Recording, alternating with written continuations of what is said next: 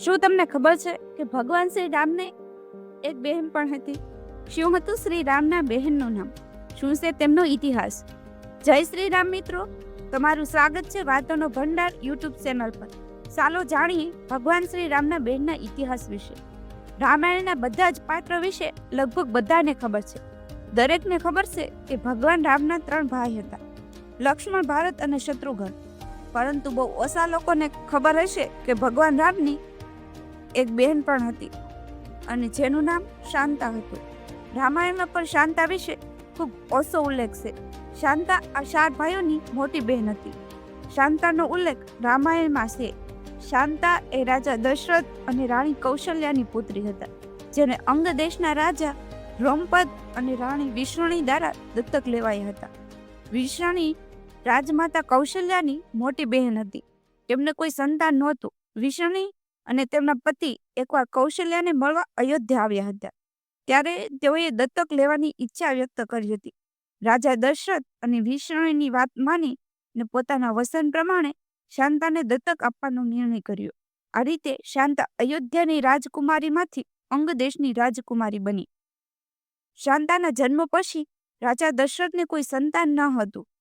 એક પુત્રની ઈચ્છા ધરાવતા હતા, જે તેમના રાજવંશને આગળ લઈ જઈ શકે. તેથી તેમણે પુત્ર કામેષ્ટી યજ્ઞ કરાવવા માટે ઋષિ શુંગને બોલાવ્યા, જેના પરિણામે રામ, ભરત અને લક્ષ્મણ તથા શત્રુઘ્નનો જન્મ થયો. શાંતાને વેદ, કલા અને શિલ્પમાં વિશેષ જ્ઞાન હાંસલ કર્યું હતું.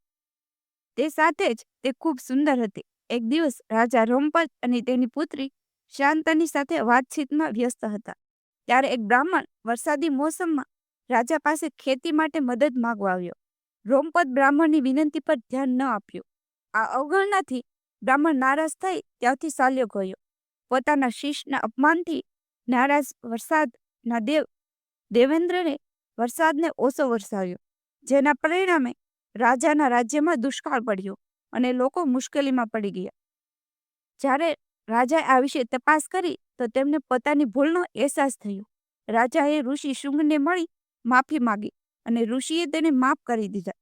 ઋષિએ રાજ્ય માટે યજ્ઞ કરાવવાનું કીધું. યજ્ઞ પૂરા થતાં જ રાજ્યમાં વરસાદ પડવા માંડ્યો અને દુષ્કાળનું નિવારણ થયું. ઋષિ શુંગની શક્તિ અને વિભૂતિથી પ્રભાવિત થઈ રાજાએ તેમની પુત્રી શાંતાના લગ્ન ઋષિ સાથે કરાવ્યા. આથી શાંતા અને ઋષિ શુંગની પત્ની બન્યા. શાંતા અને ઋષિ શુંગના વંશજ શેજ નગરના રાજપૂત કહેવાય છે. તેમને એક માત્ર ઋષિવંશી રાજપૂત તરીકે ઓળખવામાં આવે છે. તેઓનો આશ્રમ અયોધ્યાની બોર્ડર નજીક સુરયુ નદીના કાંઠે શોકઘાટ ખાતે આવેલો છે. રામાયણના ઘણા પાત્રોની કથા અલગ અલગ મત ધરાવે છે. તેવી જ રીતે શાંતા વિશે પણ વિવિધ મત ધરાવે છે. સત્સંગ પ્રવચન 19 મે 2002 ના રોજ સત્ય સાંઈ બાબા ભગવાન રામની બહેનનો ઉલ્લેખ કર્યો હતો. પ્રવચન અનુસાર રામના જન્મ પહેલા કૌશલ્યાને એક પુત્રી હતી, જેનું નામ શાંતા હતું.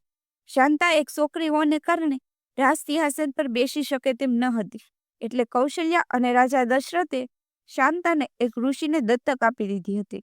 ઋષિ શાંતાના ઉછેર કરી મોટી કરી તેના લગ્ન ઋષિ શુંગ સાથે કરાવ્યા. દશરથે પોતાના મંત્રી સુમંતની સલાહ માની અને પુત્ર કોમષ્ટી યજ્ઞમાં ભાગ લેવા માટે ફુલીન ઋષિઓને આમંત્રણ કર્યા.